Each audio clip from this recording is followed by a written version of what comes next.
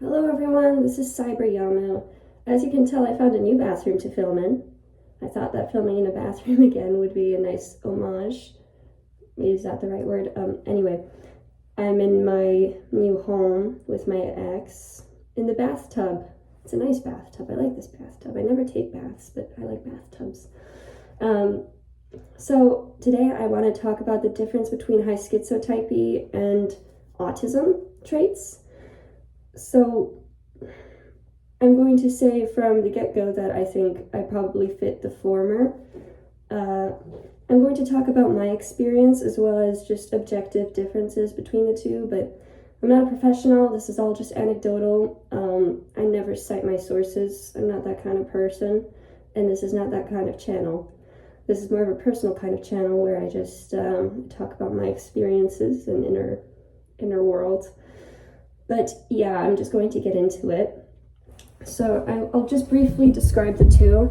I don't think I need to describe so much what autism is, but schizotypy is a spectrum of trait that involves things like suspiciousness, magical thinking, anhedonia, isolation, social anxiety, and ideas of reference. So as you can tell with the name, these are schizophrenia type traits, and some people think that schizophrenia is just on the extreme end of this continuum. And then from what I've heard, actually I know this, schizophrenia and autism used to be the same condition, but then they were separated into two because obviously autistic people don't typically deal with delusions or hallucinations or anything like that, so it's a different disorder. But you can already see that these two are linked, or at least people thought they were. They were similar enough, at least, for people to think that they were the same disorder. I think that most likely on the schizotypy spectrum, schizophrenia is on one end and autism is on the other. And I know people will be all up in arms about this, that I don't understand autism, but honestly, my theory, my personal opinion is that some people with high schizotypy just assume that they're autistic, and then they say things about autism that, differ from the typical autistic experience. And I know that autistic experience is very broad, but we have to have some sort of benchmark, don't we? And I don't judge people for doing that. I used to do that. When I was young, people around me assumed I was autistic. I thought I was autistic for a while, but turned out to be something else. And even now, I mean, it's hard to differentiate the two, at least within me. Some people, like when they first meet me, when they're really outgoing, they say, "Hey, are you autistic? Do you have ADHD or something? Like, are you neurodivergent?" I hate it when people do that. I think it's a very personal question, and I always just give them the side eye for that. But it does show that, the presentation can look pretty similar. So I'm just going to get into it. I'm going to talk about my experience first. So as a child, I was very dreamy. That's how I was described. I was very much in my own head. And I just daydreamed all day long. I didn't really talk to anybody. I didn't really make any friends. To be fair, this could have been because English was not my first language. I lived in Ireland, and my language was Polish. So it took me a while to catch up in learning English. But even once I learned English, I was very withdrawn. When I was in elementary school, I started exhibiting more of the eccentric traits. I liked standing out, I really did, but on the other hand, it wasn't all intentional. I would be outside in 20-degree weather Celsius, and I would be wearing snow pants and a winter jacket. And I don't remember why. I don't think even back then I really knew why. I just did. It felt comforting. I said a lot of strange things, I don't remember any of them, but I was known as the weird kid. And I liked people laughing at me for how much of a freak I was. But that doesn't change the fact that I was kind of a freak. When I was in middle school, my eccentricity became a little bit more grotesque. I became obsessed with cannibalism, which is really odd to say, but that's what happened. It was a mix. It could have just been because I was an edgy preteen, but I drew drawings. I had whole stories in my mind of like people who ended up in cannibalism. I shared them openly. I did not hide a single thing. And yeah, I was just very much into the grotesque, into creepypastas, that sort of thing. And I wouldn't blame this entirely on my personality. In my preteen years, that was the height of the verbal abuse that I endured at home. I plan to make another video on how verbal abuse is actually incredibly damaging, but I was really going through it. And I think the gore was a way to express my pain. But, and also with self-harm, I turned to that too. So I think it kind of all links together. But yeah, I started definitely becoming weird. But I also did exhibit a lot of autistic traits. I was obsessed with getting good grades, very perfectionistic. When I was in a group project, everything had to go my way. I was bossing people around left and right. I had intense interests. I was obsessed with tsunamis. I don't know why. I was just the tsunami girl. I knew everything about tsunamis. I spent so many hours studying tsunamis, except I was frustrated because there really wasn't all that much to know. And then when I became desperate to learn some more about it, I turned to learning about tsunami detection technology. Like there are little buoys that you can put on the water and they detect tsunamis, and I wanted to learn how those worked, but I couldn't find any resources, so I just kind of stopped researching it after a while. I'm going to readjust. Thank goodness I'm wearing shorts. So yeah, I definitely exhibited some autistic traits. I was socially awkward. I still am, but a big part of why I didn't make friends, or at least long-term friends, was because my family moved around a lot. We were always looking for cheaper rent, so we were moving about every year, so I couldn't really make any long-term friends.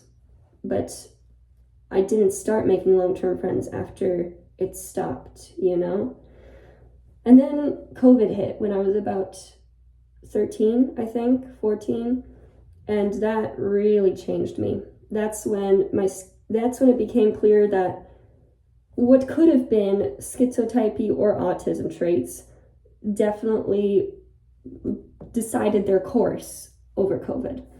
I was alone for about 2 years doing online schooling. At that point, I had moved into a new neighborhood when my mom and I had basically escaped my abusive stepfather. So it was a completely new area, new school, and then COVID hit, so I didn't really have the opportunity to make any friends. And then for 2 years, I was alone in the apartment.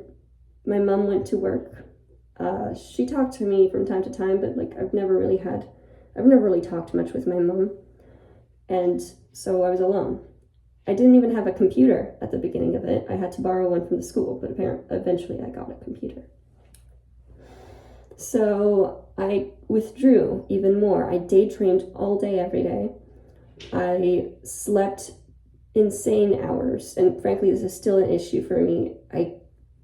For some reason, I cannot maintain a sleep schedule, and it's not that I don't try, it's that my average sleep is about 12 hours. I don't know why. My mom is the same way. But yeah, my sleep schedule was terrible. I was up during the night and I slept through the day and pretended to be awake during my Zoom classes. I was completely living in my head. And then the psychotic symptoms began.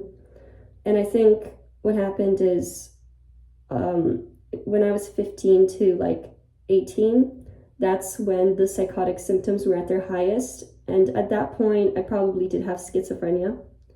But after the age of 18, the psychotic symptoms calmed down, even without medication. Nowadays, I do have strange beliefs. I have a lot of odd beliefs that people would probably call me crazy for if they knew about them. But I don't obsess over them. They don't interfere with my life like they did when I was a teenager. And when I am in psychosis, and I do have transient psychotic episodes, they typically last like 2 hours. So it's a lot more manageable now. Nowadays, my problems have shifted from the actual positive symptoms to the cognitive and negative symptoms of schizotypy. So one example, and I'll try to veer back into the schizotypy versus autism discussion right about here. One issue I had was with the cognitive symptoms. For example, I have no spatial intelligence, which is odd because I can imagine things very well in my head, and I'm a very talented artist. I'm not trying to like be self-absorbed while saying that, but when I was a kid, my drawings were put up. Like my school didn't even put up any student art. That wasn't the thing they did, but they still did it for me because they could see that I had talent. I was very good. But I cannot read maps. Like even with street names, I just cannot navigate it. I rely on Google Maps to get anywhere. I do not know where north, south, east, or west is at any point. I don't even know, like in my city, if you divided it into quarters, I cannot tell you where I am right now. And I've been living, before I became homeless, I lived here for months. And I never know where I am on the map. So, and yeah, it's showed up in my life. Like without Google Maps, I am useless with navigation. I need to call somebody to pick me up. And that is an issue for me. Also it became an issue with math, where sometimes you have to imagine things in your head.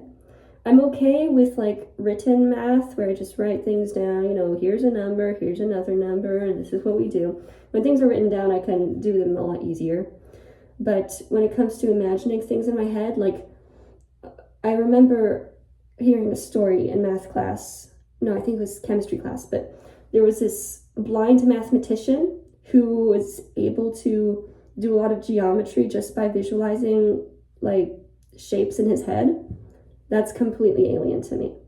I can visualize things in my head, but the geometry is non-Euclidean. It does not make sense. And I am fine with that. It does not bother me. But when I try to translate it into the real world, it doesn't quite work.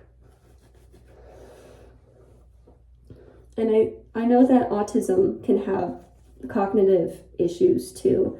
And I don't understand why people are so adamant that autism cannot, like high-functioning autism, for example, cannot cause cognitive impairments.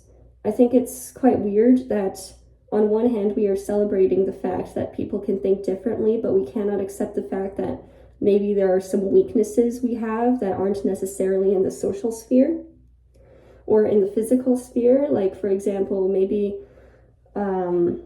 it could cause a deficit in somebody's linguistic abilities. I don't understand why people are so afraid of admitting that. And I'm not saying that everybody with autism has that issue, but I do know that autism can cause somebody to be very good at one thing and pretty bad at everything else. For example, my father, he was never diagnosed, but everybody in my family thought that he was autistic. He was an incredible lawyer, very good speaker, very gentlemanly, great manners, very put together. However, he could not put together, for example, IKEA furniture. I can't either. Even simple ones, I cannot do it. Not even the first few steps. He could not even figure out how to use a thermostat. So I think we're pretty similar in that sense. The difference between me and my father was that he didn't have as many of the magical, he didn't have, as far as I know, he'd had none of the magical thinking and suspiciousness that I do. And that's another thing that I think differentiates autism from schizotypal personality disorder is I find that the social deficits associated with schizotypal personality disorder have more to do with suspiciousness and anxiety, whereas with autism, it's genuine lack of awareness. And honestly, I fit into both of those. But, for example, I have not made a friend in about a decade. I have two best friends, but the way I made those was that one of them pursued me and would not leave me alone until eventually I succumbed and let her hang out with me. And the other became friends with us because she became friends with my other friend. And I just stayed with them, and even then we don't talk very often anymore. But making friends, being around people and having a friendly demeanor to them is very difficult for me. I'm very suspicious and honestly kind of hostile towards people. I assume the worst of them. I find little things, little reasons to hate them. I am very judgmental of them, and I just find any reason to not be close to them.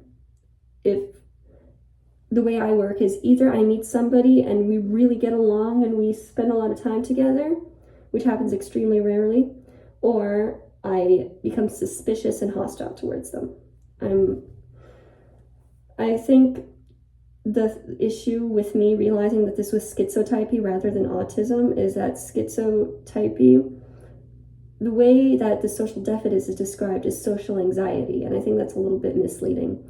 And I do think that I am abnormal in that sense, even among schizotypals, because, well, let's use attachment styles as an example. I think most people with high schizotypy are fearful avoidant in the sense that they want relationships, but they're anxious, they're shy, and they're timid and like socially awkward. With me, I'm more of avoidant attachment, where I become hostile, suspicious, judgmental. I avoid people, and I'm very distant and cold. And I think both fit into that trait of paranoia. I think both presentations make sense for the schizotypal trait structure. With autism, I find that it's more a lack of awareness. My father, for example, he was very adamant on teaching me good manners. But it wasn't like, oh, just say please and thank you. He was very extensive about it, very rigid about it. And that is my big point that I wanted to make with this video, that I think the big difference between high schizotypy and autism is rigidity versus non-rigidity. I don't know. Rigidity of thinking is what I mean. So I find that people with autism tend to have more black and white thinking, very black and white morality, very like hyperlogical thinking in a sense, and in that sense they can come off judgmental, or they can come off like they don't see nuance. But on the other hand, it does allow them to, for example, have very strong passion for causes and have a very very essentialist thinking where they can get to the root of the problem. Whereas I find that with high schizotypy, it's very loose thinking. So for example, I don't need any evidence or reasoning to believe something. If it feels right, I believe it. I see the world in very slightly different shades. It's hard for me to describe, but the world around me just feels so complicated, and I don't attempt to simplify it in my head. For example, with my spatial unawareness, I'm on the bus, I have no idea where I am fine with that.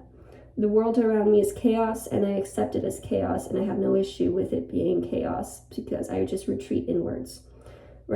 So I find that people with high schizotypy kind of are more accepting of this chaos, and maybe that leads to a more chaotic style of thinking.